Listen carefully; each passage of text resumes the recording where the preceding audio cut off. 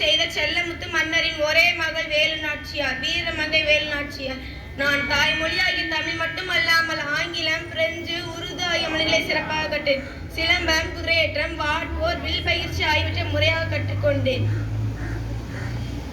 சிவகங்கையை ஆட்சி செய்த முத்துவடுகநாதர் மன்னரை மணந்து மகிழ்ச்சியோடு வாழ்ந்து வந்தேன்.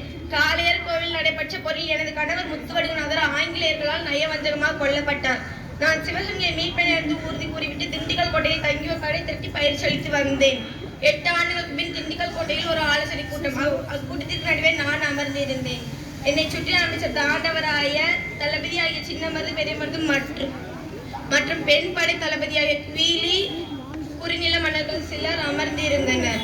நான் கூறினேன் சிவகங்கையிலிருந்து 8 ஆண்டுகள் என்று கவலை நிறைந்த குரலில் கூறினேன்.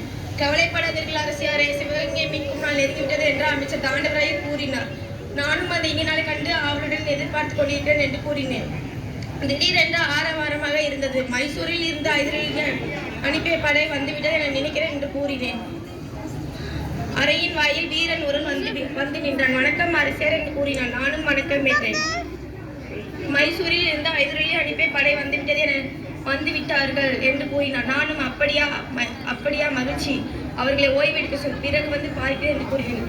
மைசூரில் இருந்து ஹைதராபாத் படை அனுப்புவார்கள் என்று முன்பே தெரியும் என்று கூறினேன். அரசியாரே என்றார் அமைச்சர் தாண்டவராயர். கூறுங்கள் அமைச்சரே, எப்படி உங்களுக்கு முன்பே தெரியும் என்று கூறுகிறீர்கள்? நம் ஹைதராபாத்தில் சந்திக்க மைசூர் சென்றப்பல்லவா? ஆமாம், அப்பொழுது கூட நீங்கள் அவர்களிடம் உருது மொழியில் பேசினீர்களே. நம் அரசியலில் நமக்கு பல விதத்தில் உதவுகிறது என்றால் பேச்சு சின்னமருது. அரசியாரே என்றால் பெரிய மருது. கூறுங்கள் தளபதி. நம் படையுடன் 5000 குதிரைப்படை வீரர்களையும் சேர்த்து நாளே நம் சிவகங்கையை மீட்சி விடலாம் என்று கூறினார். நான் அவசரம் வேண்டாம் என்று கூறினேன். ஏனென்றால் என் கணவர் கொல்லப்பட்ட ஊர் காளையர் கோவில். முதலில் நான் காளையர் கோவிலை மீட்பேன் என்று கூறினேன். அனைவரும் சரி என்று கூறினர். மறுநாள் காளையர் நோக்கி நானும் எனது படையும் புறப்பட்டோம். அங்கு போய் ஆங்கிலருக்கு இடையே நானும் எனது படையும் பெரும் போரிட்டோம். இறுதியில் ஆங்கிலேயர்கள் தோற்று ஓடினர். நாங்கள் வெற்றி என கூவினோம். சின்ன பெரிய மருது, வாருங்கள் இப்பொழுதே செல்வோம். சிவகங்கை கோட்டையை தாக்கினால் நம் ஆங்கிலேயர்களை விரட்டி விடலாம் என்று கூறினார். நான் இப்பொழுதும் அவசரம் வேண்டாம் என்றேன். ஏனென்றால் இப்பொழுது கோட்டையின் கதவுகள் அடைக்கப்பட்டிருக்கும். நாம் இப்பொழுது போனால் ஆங்கிலேயர்களை வெல்ல முடியாது. வரும் விஜயதசமி அன்று கோட்டை கதவுகள் திறக்கப்படும். அப்பொழுது நாம் உள்ளே செல்லலாம் என்று கூறினேன். சின்னமருது, அப்பொழுது பெரிய படை இருக்குமே என்று கூறினார். விஜயதசமி அன்று கோட்டைக்குள் பெண்களுக்கு மட்டுமே உள் செல்ல அனுமதி உண்டு. நம் பெண் படை பிரிவுகள் அனைவரையும் மாறுவேடத்தில் உள்ளே அனுப்புவோம். பல கூடைகளிலும் மலர்குடிகளிலும் ஆயுதங்களை வைத்து அனுப்புவோம் என்று கூறினேன்.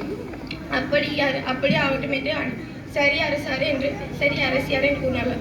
அமைச்சர் அரசியாரே என்று கூறினார். சொல்லுங்கள் அமைச்சரே, நம்மருக்கு இன்னொரு வேலையும் உண்டு என்று கூறினார். சொல்லுங்கள், என்ன வேலை?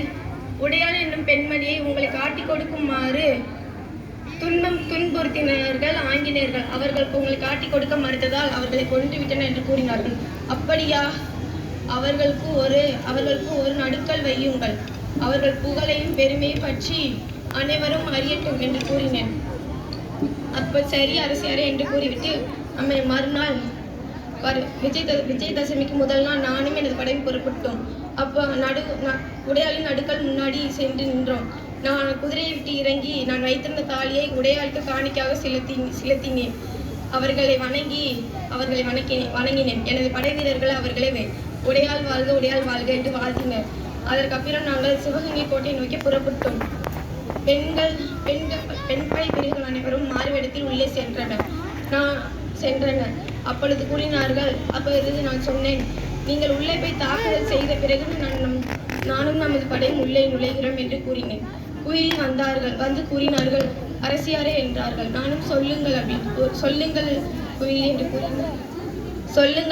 என்று கூறிய பிறகு அவர்கள் கூறினார்கள், நீங்கள் உடனே நுழைய வேண்டாம். அங்குள்ள ஆயுதங்களை எப்படியாவது நான் தீ வைத்து விடுகிறேன். தீ எறிவதை பார்த்து நீங்களும் நமது படையும் உள்ளே நுழையுங்கள் என்று கூறினார். அப்படியா? சரியா? அப்படியா ஆகட்டும் என்று கூறினேன். சிறிது நேரத்தில் கோட்டைக்குள் கூச்சல் எழும்பியது. உயரமாக தீ எறிவதை பார்த்து நானும் எனது படையும் உள்ளே புறப்பட்டோம். வெறும் ஆங்கிலேயர்களுக்கிடையே எங்களுக்கும் பெரும் அளவில் போர் நடைபெற்றது. நான் இறுதியில் ஆங்கிலேயர்கள் தோற்று ஓடினர். நாங்கள் வெற்றி வெற்றி என்று நானும் எனது படையும் கூறிக்கொண்டு கூச்சல் எழுப்பித்தோம். அப்பொழுது எனது வெற்றிக்கான காரணமாகிய குயிலி எங்கே என்று கேட்டபோது தான் உடலில் தீ வைத்துக் கொண்டு ஆயுத கிளைகள் விழுந்தாள் என்று கூறினார்கள்.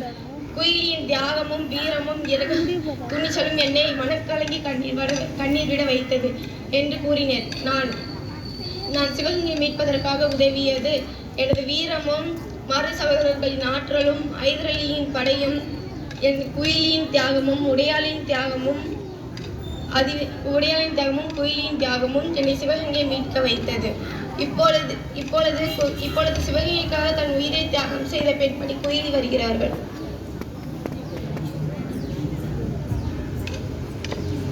அனைவருக்கும் வணக்கம். நான் தான் குயிலி. நான் சிவகங்கையை மீட்பதற்காக என் உடலில் தீ வைத்துக் கொண்டு ஆயுத கிழங்கில் விழுந்தேன். நன்றி.